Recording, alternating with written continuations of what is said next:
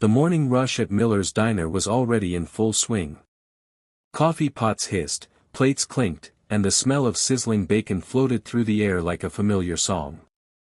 Clara knew this rhythm by heart. At 27, she'd been working here long enough to move with the grace of someone who could balance 3 plates on one arm without spilling a drop. The place wasn't much, but it was hers in the way a well-worn pair of shoes fits perfectly. Her life had been a quiet loop of early mornings, double shifts, and evenings spent in her little apartment above the hardware store. She didn't have much, not in money, not in luxury, but she had enough to get by, and that was more than some could say. Still, in the moments between orders, when she stood at the counter watching strangers hurry through their lives, she sometimes felt the edges of an ache she couldn't name. It was just past 10 when the man walked in. He didn't seem the type for a small-town diner. His suit was tailored, the deep charcoal fabric catching the light when he moved. His shoes shone like black glass, polished to perfection. He took a seat in the far booth by the window, away from the chatter of the locals. Clara noticed the way he held himself, not with arrogance, but with a certain quiet weight, like someone used to carrying responsibility. She grabbed her order pad and made her way over, tucking a loose strand of hair behind her ear. "Morning," she said with a smile that came easily from years of practice. "Coffee to start?" He glanced up, his eyes a stormy gray. "Please," he said, his voice low and smooth, but there was a hint of something frayed at the edges, fatigue, maybe. When she returned with the coffee, he was staring out the window, lost in thought. She poured the steaming liquid into his cup, the smell rising between them. "You're not from around here," she said lightly. A faint smile tugged at the corner of his mouth. "Is it that obvious?" "Small towns notice strangers," she replied. "What brings you here?" He hesitated, then shrugged. "Business." That single word seemed to close the subject. Clara didn't push. She'd learned that some customers carried their silence like armor. Instead, she took his order, black coffee, eggs over easy, toast, and went back to the counter. From time to time, she glanced over. There was something about the man, something that didn't quite fit. He checked his watch twice in the span of 5 minutes, his fingers tapping restlessly on the table. He ate slowly, as if the food was an afterthought, his mind elsewhere. And then it happened. She was refilling the coffee of a trucker at the counter when she heard the sharp clatter of silverware hitting the floor. She turned just in time to see the man in the booth clutching his chest, his face pale and drawn. His coffee cup tipped over, sending a dark river across the table. For a heartbeat, the diner froze. Conversations cut off mid-sentence. Chairs scraped back.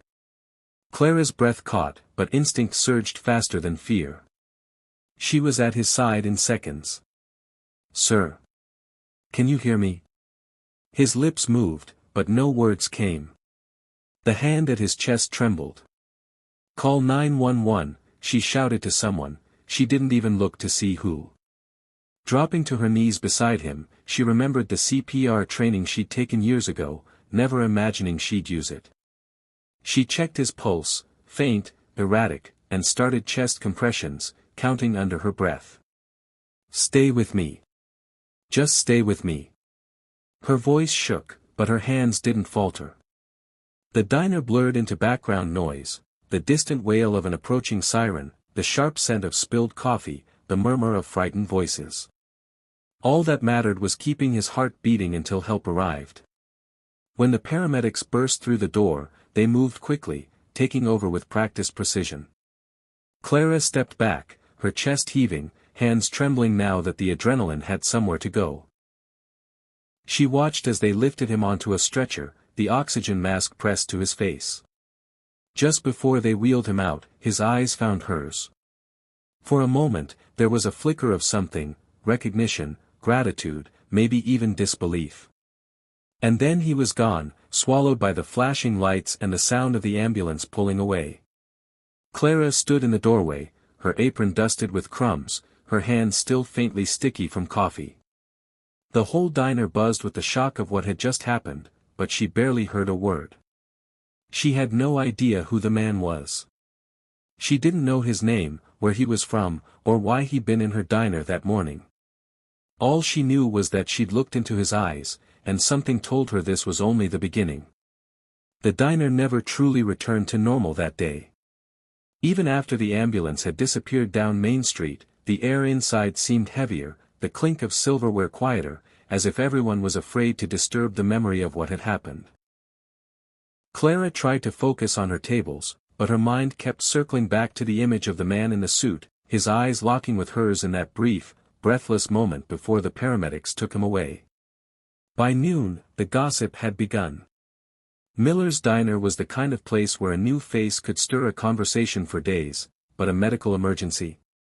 That was enough fuel to keep tongues wagging for weeks. I heard he was some kind of big city lawyer, Mrs. Turner said from her usual booth, lowering her voice just enough to make it sound important. Probably here for one of those hush-hush cases.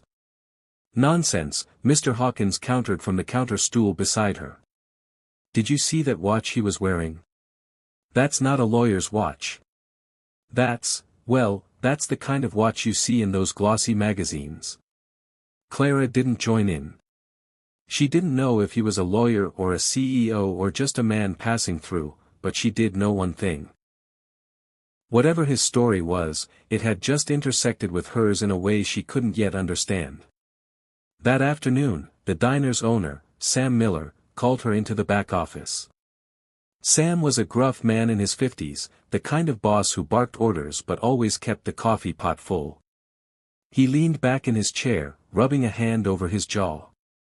"You did good this morning, Clara," he said. "Not everyone would have jumped in like that." She shrugged, feeling the heat rise in her cheeks. "I just did what I had to." Sam gave a short nod. "Still, I'm proud of you. Not every day you save a man's life in the middle of the breakfast rush." It was meant as a compliment, but the word settled in her chest like a strange weight. Saved a man's life. She hadn't thought of it like that. In the moment, she'd been too busy counting compressions and willing his heart to keep beating. That night, Clara lay in bed, the hum of the refrigerator downstairs the only sound in the quiet. She thought about the man, his neatly pressed suit, his restless glances at his watch, the way his eyes had softened in that final moment before the ambulance doors closed. Who was he? Would she ever see him again? The answer came sooner than she expected. 2 days later, the bell above the diner door chimed as Clara wiped down the counter. She looked up, and her breath caught. There he was. He was standing just inside the doorway, looking far less polished than before. His suit had been replaced by a simple button-down shirt, the top 2 buttons undone, and there was still a faint paleness to his skin. But he was on his feet, alive, and watching her with a steady gaze. "You," he said simply. Clara blinked, unsure how to respond. "Me?" He nodded. "You're the reason I'm standing here." The diner had gone silent again, all eyes turning toward them. Clara felt her cheeks flush under the weight of so many stares. "I'm just glad you're okay," she said softly. He stepped closer, his voice low enough that only she could hear. "The doctors said if you hadn't acted when you did, I wouldn't have made it." She swallowed, unsure what to do with the enormity of his words. I'm glad I could help."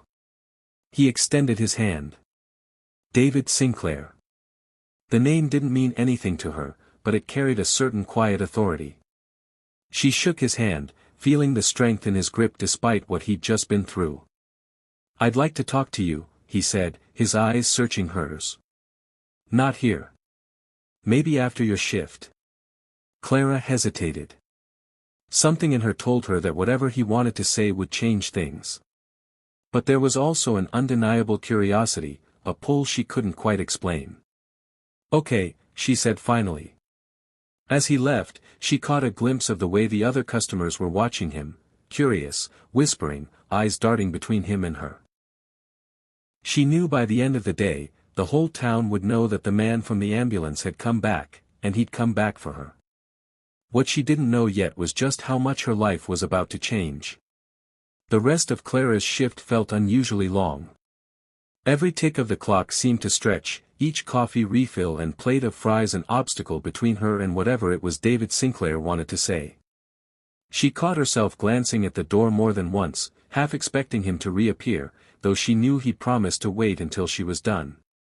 By the time the dinner crowd began to thin, the sky outside had turned the soft, bruised blue of early evening. She untied her apron, smoothed her hair, and stepped out into the cool air. There he was, leaning against a sleek black sedan parked by the curb. It wasn't flashy, but it had the kind of understated elegance that made you look twice.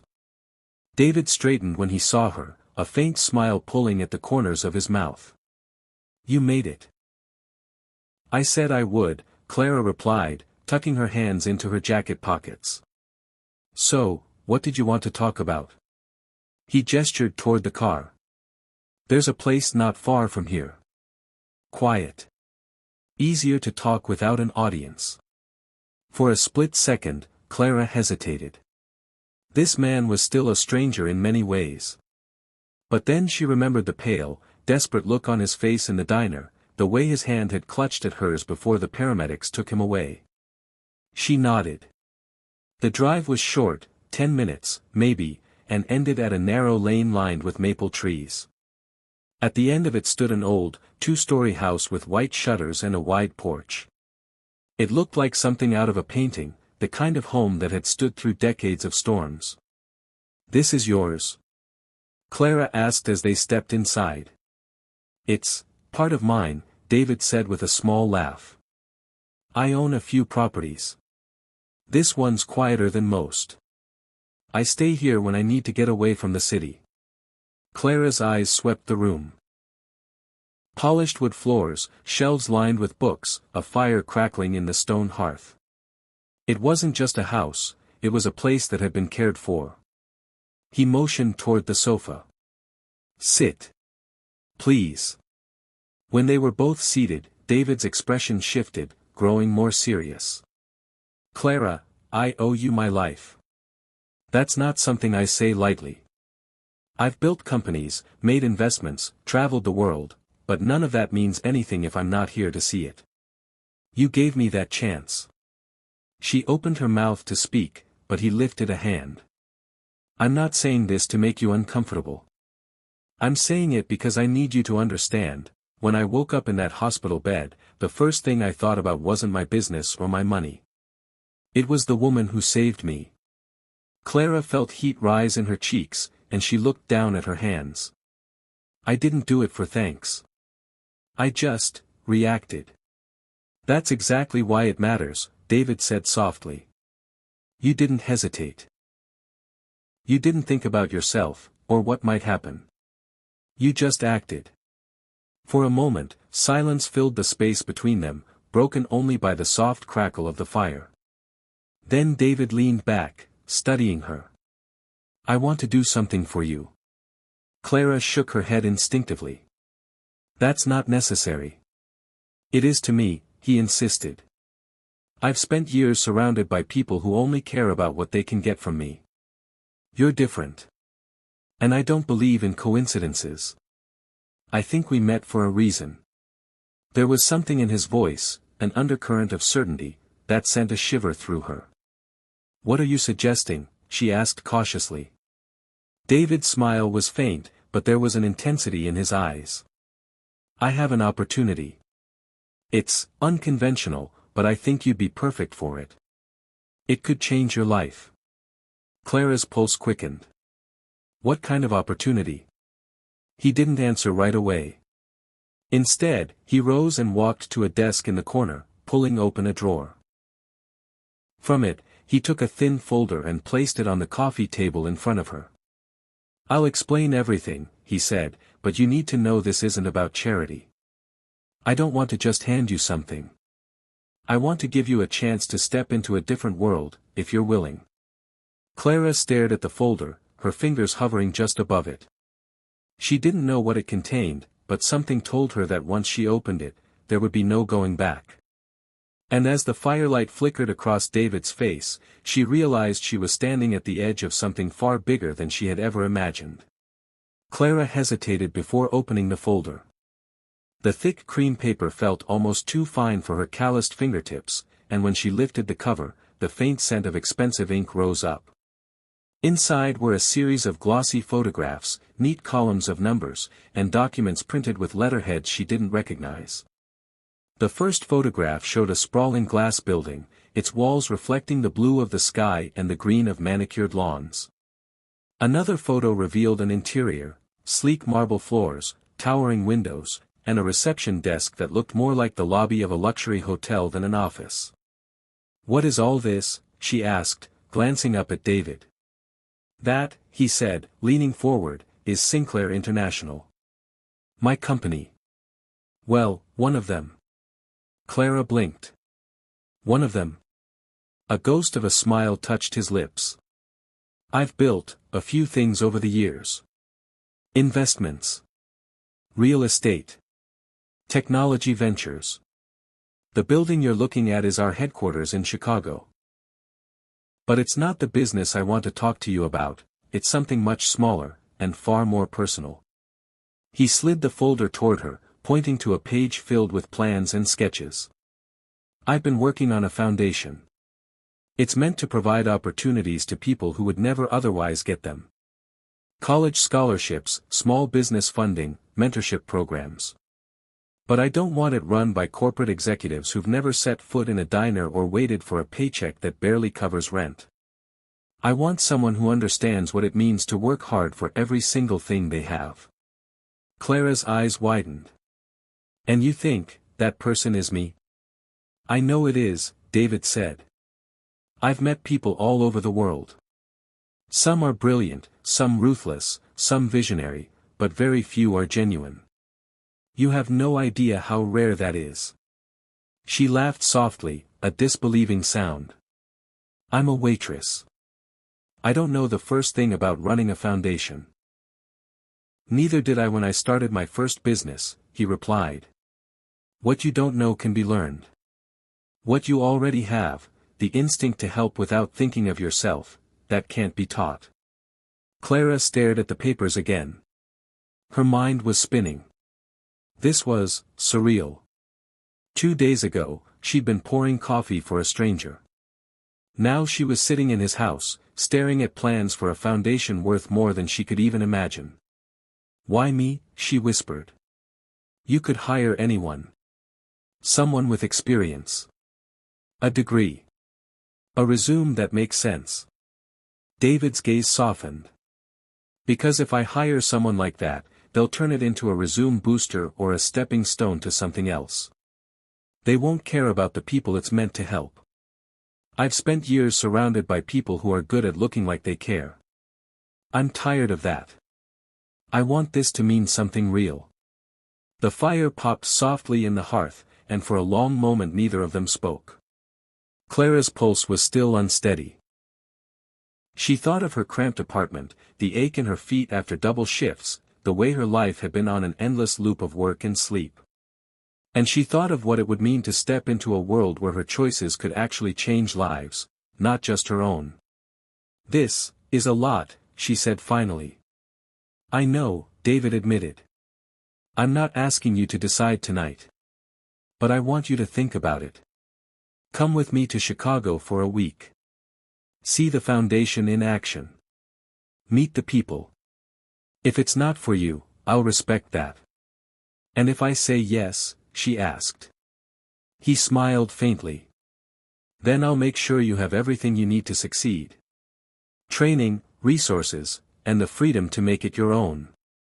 Clara closed the folder gently. "I don't know what I'm going to say yet," she murmured.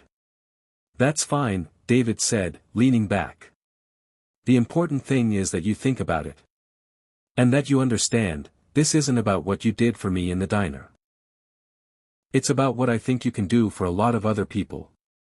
She left his house that night with the folder tucked under her arm, the weight of it feeling heavier than paper should. Out in the cool night air, she stood for a long moment staring up at the stars, wondering how one moment, a single decision to step towards someone instead of away, could open a door she never even knew existed. 3 days later, Clara found herself gripping the armrest of a leather seat as the plane touched down in Chicago. The entire trip had felt like something that was happening to someone else: David arranging the tickets, the black car that picked her up at her apartment, the quiet way he'd assured her that everything was taken care of. She'd packed light, unsure of what to bring. The only nice dress she owned was wrapped in tissue paper inside her small suitcase, along with the plain flats she wore to weddings and funerals. It felt absurd, the idea of stepping into the life of a man who could wear a watch worth more than her yearly rent, but here she was. The car ride from the airport wound through streets lined with gleaming towers of glass and steel. Clara pressed her forehead lightly to the window, taking it all in: the polished sidewalks, the glint of sunlight on mirrored surfaces, the way people here seemed to move with purpose, their eyes on some far-off destination. When the car stopped in front of the Sinclair International Building, she almost forgot to breathe. It was even more imposing than the photograph in the folder: 40 stories of glass and light, the name etched in silver above the entrance. David stepped out first, offering his hand to help her. "Ready?" he asked. "I'm not sure," she admitted honestly. "That's fine," he said, and there was something reassuring in the way he didn't expect her to pretend. Inside, the building hummed with quiet efficiency. Men and women in tailored suits moved through the lobby, their conversations clipped and purposeful. Clara felt their eyes flick toward her, some curious, some assessing, but she kept her gaze forward, matching David's steady pace. They took a private elevator to the 25th floor, where the atmosphere shifted.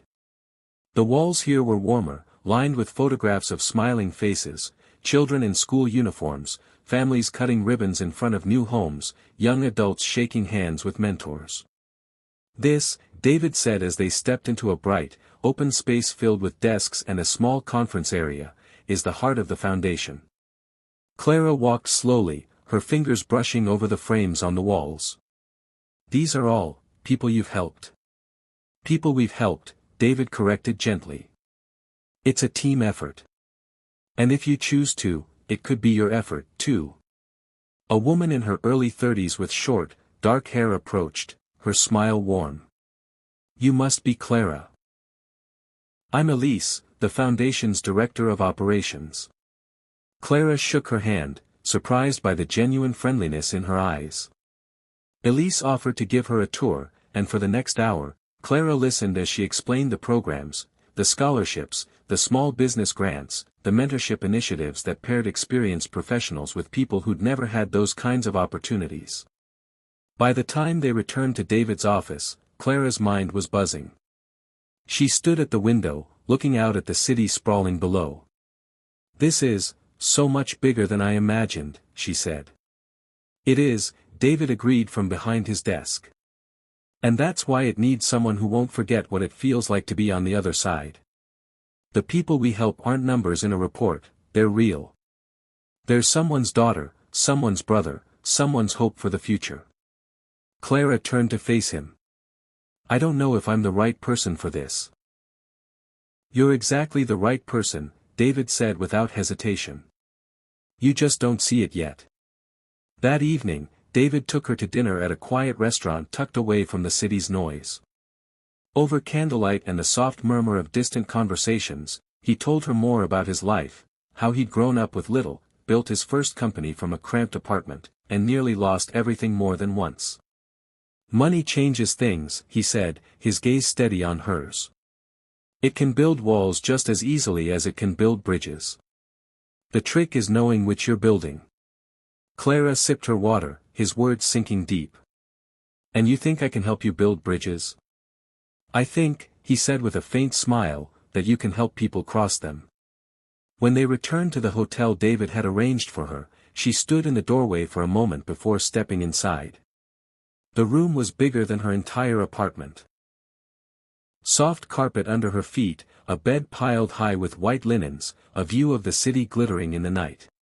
She set her bag down, walked to the window, and pressed her palm against the glass.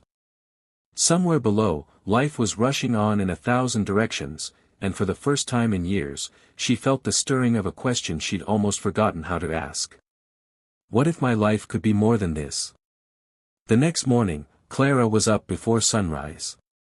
The city outside her hotel window was just beginning to stir, delivery trucks rumbling down side streets, lights flickering on in office towers, the faint hum of a world waking up. She dressed in the only business-like outfit she owned, a plain navy dress with a cardigan, hoping it would be enough to blend in. When she arrived at the foundation's office, David was already there, seated at a conference table with Elise and 2 other staff members.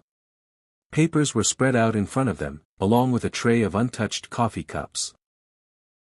"Morning, Clara," David said, gesturing to an empty seat beside him. "Glad you could make it. We have something important for you today." Clara slid into the chair, feeling all their eyes on her. Elise handed her a thin folder. "There's a community center on the south side that's been waiting for funding approval for nearly a year. Bureaucratic red tape has slowed everything down. Today, you're going to meet with them." Clara blinked. "Me? Why me?" "Because," David said, leaning back in his chair, "I want you to see what this work looks like up close. And I want them to meet someone who understands what it's like to need help and not have anyone listen."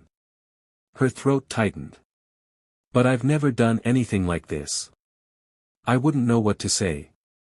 "Then don't plan it," David replied simply. "Listen to them. Ask questions. Be yourself." 2 hours later, she was in the back seat of a foundation car, watching as the skyline gave way to rows of older brick buildings. The community center sat on a corner, its paint peeling in places, the front steps worn smooth by decades of use. Inside, the walls were lined with faded posters, after-school programs, literacy classes, job training workshops. The director, a woman named Janine with kind eyes and a voice like gravel, welcomed Clara warmly.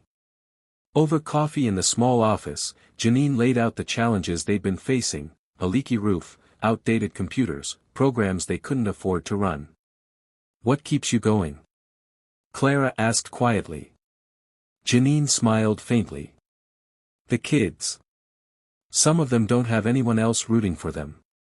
If we can give them a safe place, a little hope, maybe they'll believe they can make something of themselves." As Janine spoke, Clara felt something shift inside her. This wasn't about budgets or grant proposals, it was about people trying to build something out of almost nothing. It was about fighting for a chance when no one else would. When the meeting ended, Janine walked her to the door. "You'll put in a good word for us?" she asked. Clara met her gaze. "I'll do more than that." Back at the office, David was waiting. "So?" he asked. Clara set the folder on the table between them. "They need the funding now, not 6 months from now. Every day they wait, kids lose programs that might keep them off the streets. They're doing everything they can, but they're running out of time." David studied her for a moment, then smiled. "That's the answer I was hoping for." The next day, the foundation approved the funding. Janine called Clara in tears to thank her, and for the first time, Clara realized just how much weight her voice could carry here. That night, David took her for a walk along the river. The city lights shimmered on the water, and a warm breeze carried the scent of summer. "You did well today," he said. "I didn't do much," she replied. "You were the one who signed off." "I listened to you," David said. "And that's the point. If you want this role, people will listen to you. That's a responsibility, not just a gift." Clara stared out at the dark water. The idea scared her. But it also thrilled her. As they walked back, David's phone buzzed. He glanced at it, and something in his expression changed, a shadow flickered across his face. "What is it?" she asked. "Nothing to worry about," he said lightly, slipping the phone back into his pocket. But the way his jaw tightened told her it was definitely something. And Clara began to wonder if stepping into his world might also mean stepping into his problems. The unease from that night lingered.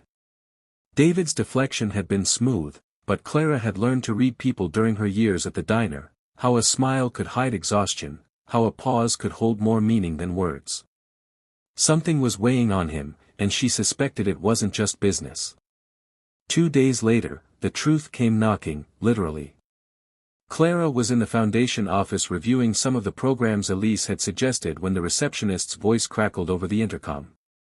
"Mr. Sinclair, there's someone here to see you. Says it's urgent." David's voice was calm. "Send him in." The man who entered was dressed sharply, but there was nothing warm in his demeanor. His handshake with David was firm, almost confrontational, and his gaze flicked briefly to Clara before returning to David. They spoke in low tones near the window.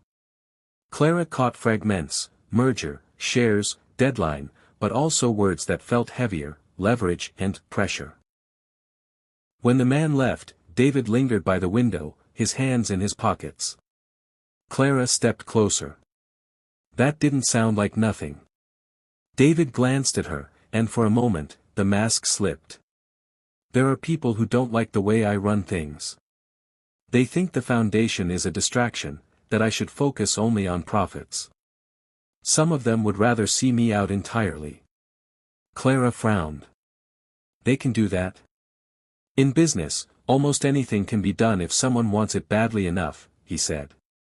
"But I'm not giving them the company. Or the foundation." For the rest of the day, David seemed distracted, though he tried to hide it. That evening, he invited Clara to dinner at his home, a quieter setting than the city, away from curious eyes. Over a simple meal, he looked at her seriously. "I need you to make a choice, Clara. You've seen the work we do. You've met the people we help. But this isn't just about charity. If you step into this role, you'll be stepping into my world completely. That means the good, and the bad." Clara set down her fork. "And the bad is?" He didn't sugarcoat it. "Public scrutiny. Pressure from people who want control. Being in rooms where you have to fight for the right thing, even when it's not the easy thing. And knowing that, sometimes, helping people will make you enemies." The weight of his words settled between them. She thought of her life back home, quiet, predictable, safe in its smallness. And she thought of Janine at the community center, of the kids who would now have a place to go because she'd spoken up. She thought of how it had felt to be listened to know her voice mattered. "You could walk away now," David said softly. "Go back to your life. No one would blame you." Clara took a long breath.